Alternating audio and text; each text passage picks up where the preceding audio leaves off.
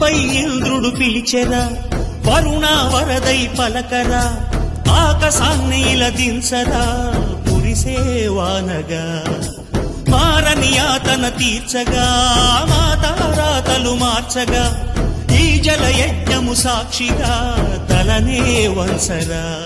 మహారాజు తానే సమిధల్లి మారి నిలువెల్లా వెలిగెరా, భోగాన్ని విడిచి త్యాగాన్ని వలచి